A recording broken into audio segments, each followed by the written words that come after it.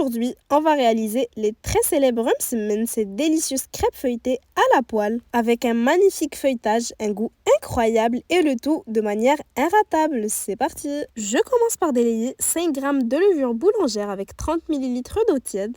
Dans un autre bol, je vais tout simplement mélanger tous mes ingrédients. Donc 400 g de farine, 500 g de semoule extra fine, c'est très important. J'ai oublié de le filmer, mais il faut aussi mettre une cuillère à soupe de sucre, une pincée de sel, je mélange. Beaucoup de personnes redoutent cette recette, mais croyez-moi, c'est super facile à faire en suivant les bonnes étapes. En plus, ça ne demande vraiment pas beaucoup d'ingrédients. Je vais commencer à rassembler ma pâte, donc pendant que je mélange, je vais incorporer petit à petit 650 ml d'eau. Vous pouvez bien sûr pétrir à la main si vous souhaitez. J'ajoute aussi mon mélange d'eau et de levure qui a eu le temps de bien agir pendant une dizaine de minutes. On va devoir obtenir une pâte bien élastique, comme celle-ci. Je vais bien huiler le plan de travail et j'y place ma pâte à msemen. On va également bien huiler ses mains pour pouvoir manipuler la pâte beaucoup plus facilement. Donc on va séparer la pâte en petites boules de cette façon. Ces ingrédients m'ont donné 21 petits msemen. Vous pouvez les faire plus grands si vous souhaitez, ou vous pouvez multiplier ou bien diviser la quantité selon vos besoins. Une fois toutes nos boules formées, on va huiler encore une fois nos mains, puis on va légèrement aplatir les boules comme ceci. On recouvre le tout de film alimentaire, puis on va laisser reposer à température ambiante pendant 45 minutes. Dans un bol, j'ai mélangé 120 g de beurre fondu avec 200 ml d'huile d'olive. Après 30 à 45 minutes de repos, je huile bien mon plan de travail ainsi qu'une première boule, puis je vais bien étendre ma pâte. Donc on l'étale vraiment le plus finement possible, mais on y va délicatement pour éviter de la déchirer. Donc comme vous voyez, on étale finement au point de pouvoir voir à travers la pâte. Une fois que c'est bien étalé, je vais commencer à rabattre mon côté supérieur.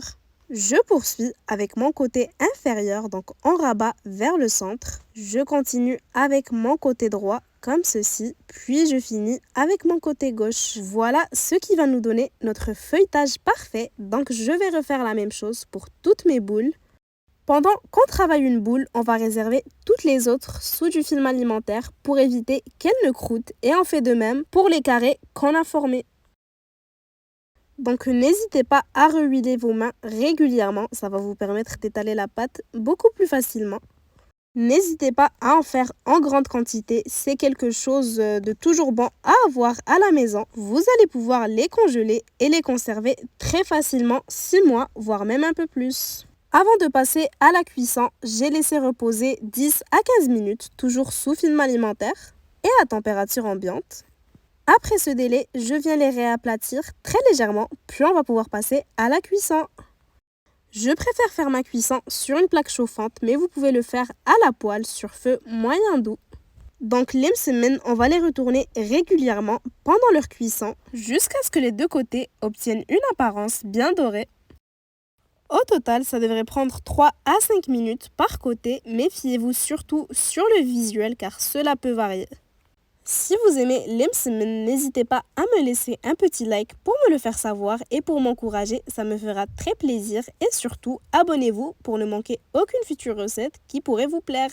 Et si vous avez besoin de revoir certains ingrédients, tous les détails sont en description.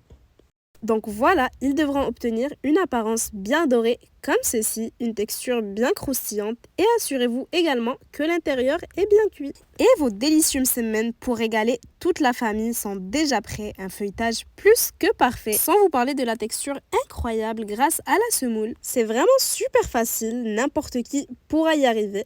Et c'est un pur régal qu'on peut autant garnir de sucré ou bien de salé. Surtout du miel pour ma part. J'espère que la recette vous aura plu. Si c'est le cas, n'hésitez pas à la liker et à la partager avec vos proches. À bientôt pour de nouvelles inspirations.